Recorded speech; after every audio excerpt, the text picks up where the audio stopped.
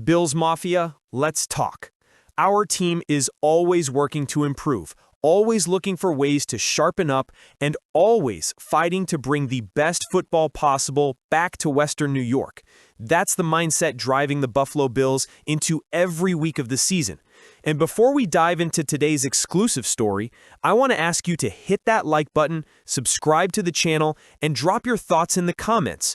This channel is all about connecting with fans, breaking down the big stories, and bringing you the kind of Bills coverage you can't get anywhere else.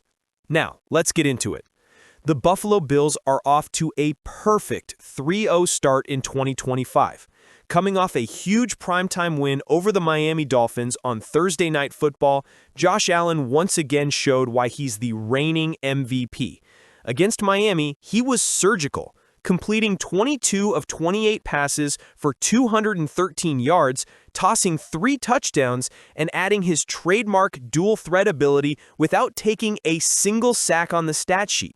But this game wasn't just about highlight reel throws or James Cook finding the end zone. There was also controversy, an incident that had fans buzzing, and it's now drawn an official response from the NFL. With 10:40 left in the third quarter, the Bills had the ball on the 1-yard line. Miami's Tyrell Dodson and Jordan Brooks got to Allen for what looked like a sack, but after the whistle, Brooks kept driving Allen backwards before throwing him to the ground. Right away, the refs flagged him for unnecessary roughness. The very next play, James Cook punched it in for 6, giving Buffalo a big momentum swing. Now, here's where things get interesting. Usually, these kinds of hits, especially when they happen after the whistle and involve the quarterback, lead to fines. For a first offense, the number can be as high as $11,593. For a second, it jumps to $17,389. And with Josh Allen being the face of the league right now, a defending MVP, and the heart of the Bills Mafia, most people expected the league to make an example out of Brooks. But that didn't happen. The NFL reviewed the play, reviewed the penalty, and decided no fine, nothing. Jordan Brooks walks away without financial punishment. Compare that to what we've already seen this season. Steelers tight end Connor Hayward was fined over $6,000 for a late hit in Week 1. Titans linebacker James Williams got hit with more than $5,000 for the same thing. And in this very same Bills-Dolphins game, Miami's Ollie Gordon was fined for using his helmet on a defender, while guard Aaron Brewer got slapped with a massive $17,389 fine for a blindside block. But Brooks, no fine for his late shove of Allen? So what does this mean? For one, it raises questions about consistency and how the league enforces its rules. Fans in Buffalo and across the NFL want to know, how is a blatant late shove on the MVP quarterback not worthy of a fine when lesser plays are? Was the league sending a message about physicality? Were they simply deciding not to escalate a call that was already penalized on the field? Or, and this is the one Bills Mafia can't ignore, is Allen not being protected the way he should be? Think about it. Protecting quarterbacks has been one of the league's biggest talking points for years. And yet here's Allen, Josh Allen, a superstar, a franchise cornerstone, and a player that just keeps rewriting record books, taking an unnecessary shot with no financial repercussion for the defender. That's a storyline worth paying attention to as the season unfolds. But while the NFL's decision frustrated some, it didn't derail Allen or the Bills. In fact, it fueled them.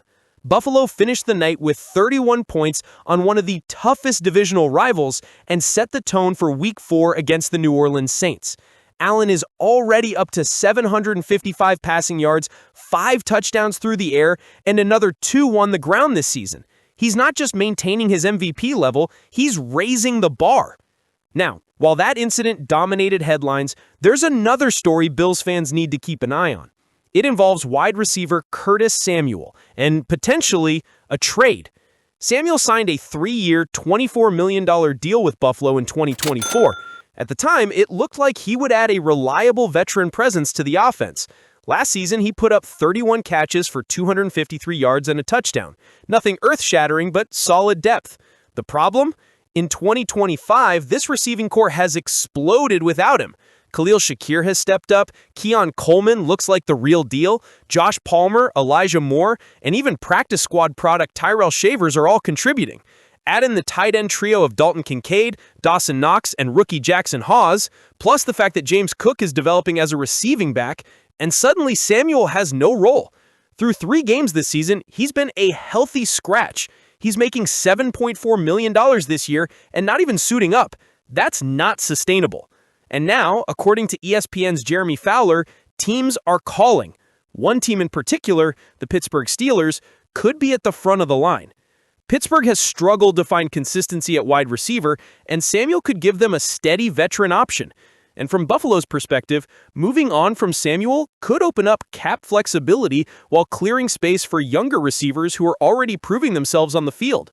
Fowler even went as far as to speculate that if Miami were willing to talk Tyreek Hill, Pittsburgh would jump at it. But let's be real, Samuel is the more realistic trade chip. Jordan Phillips, the 33-year-old defensive tackle, the grizzled veteran, the guy who's been in the trenches and knows what it means to wear this jersey, is set to make his season debut in Week 4.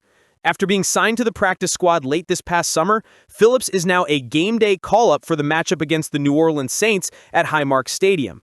And let me tell you, this move says a lot about where this team is, what Sean McDermott is thinking, and just how serious the Bills are about keeping the defensive front dominant.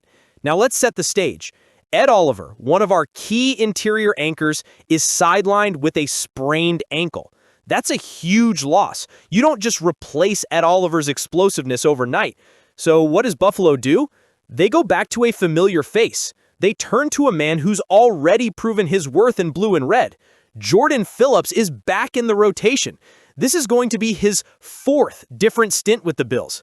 Can you imagine that? Not 1, not 2, not 3, 4 times. Phillips is practically family at this point.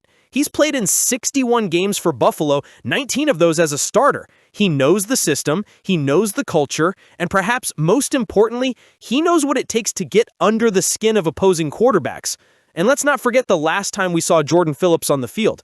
Picture this: AFC Championship game, 4th quarter. Mahomes drops back, looking to do what Mahomes always does, extend the play, make something magical happen, and then boom, Phillips gets to him. Sack. A statement moment. That's the kind of energy, that's the kind of physicality that Buffalo is bringing back to the field this Sunday. Now, I want you to think about this defensive tackle rotation. With Ed Oliver out, Phillips joins Daquan Jones and 2 hungry rookies, Deion Walker and T.J. Sanders. That's a mix of veteran experience and youthful energy. And let me tell you, those young guys, they've been holding it down. Buffalo's defensive line has been about pressure, gap control, and keeping offenses uncomfortable.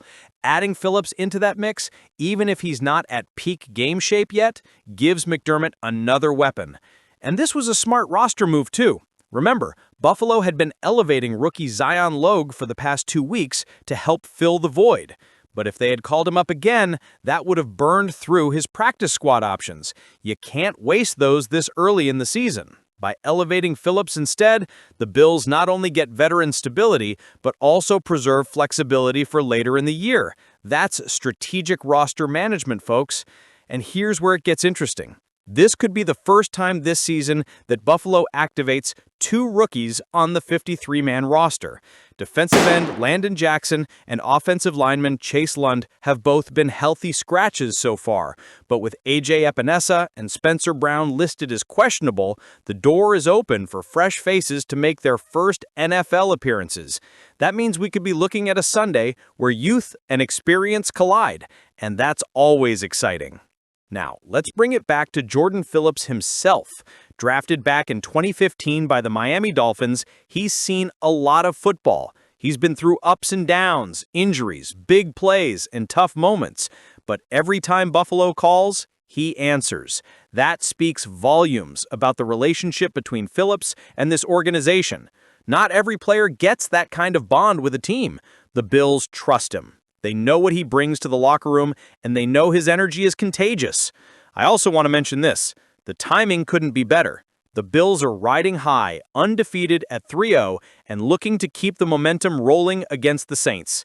Having a veteran like Phillips back in the rotation during this stretch provides more than just snaps on the field. It provides leadership, it provides reassurance, and it gives the younger guys someone to lean on when the pressure of the season starts building. And can we take a second to appreciate the small details? Kickoff in Orchard Park is projected to be around 80 degrees. That's right, no heavy coats, no freezing sidelines, no late-season snow, just sunshine, noise, and a fired-up mafia. Phillips doesn't have to worry about bundling up in that puffy jacket he's become known for. He can go out there, focus on football, and enjoy the atmosphere that only Highmark can deliver. So, here's the question I want to throw out to you. How big of an impact do you think Jordan Phillips can make in this game? Do you see him coming in, eating up snaps, providing depth, and maybe even getting into the backfield a couple times? Or do you think this is more of a morale and leadership call, making sure the rookies aren't overwhelmed while Oliver heals up? Personally, I think it's both. I think Phillips will give you 20-25 solid snaps, enough to keep guys fresh, enough to add some push up the middle, but beyond that, his presence is going to elevate the energy of the defense. He's the type of player who can walk into the huddle, flash a smile, and remind everyone that this game is supposed to be played with passion. And that's why I love this move. The Bills aren't just trying to survive without Ed Oliver. They're trying to thrive. They're making sure this defense doesn't miss a beat. And when you're a team with Super Bowl aspirations, every little detail, every little roster adjustment matters. So here's where Bills Mafia comes in.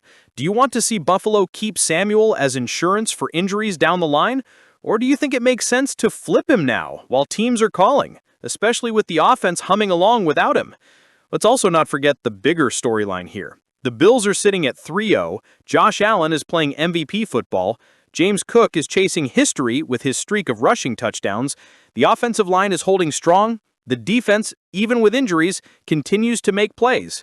This team isn't just surviving, they're thriving. And these small stories, Allen taking hits, the NFL's inconsistent punishment, Curtis Samuel's future, all tie back to one truth. The Bills are chasing greatness, and they're doing it while the spotlight burns brighter than ever. So, Bills Mafia, I'll leave you with this. Do you think the NFL should have fined Jordan Brooks for his late shove on Josh Allen? And what about Curtis Samuel? Should the Bills keep him as depth? Or is it time to move on and let him find a new home? Drop your thoughts in the comments. I want to hear from you. And if you're loving this kind of exclusive Bills coverage, make sure you smash that like button, subscribe to the channel, and turn on notifications so you never miss a story. We're in this together, Bills Mafia. 3-0 and rolling into Week 4, and the journey's just getting started. Go Bills.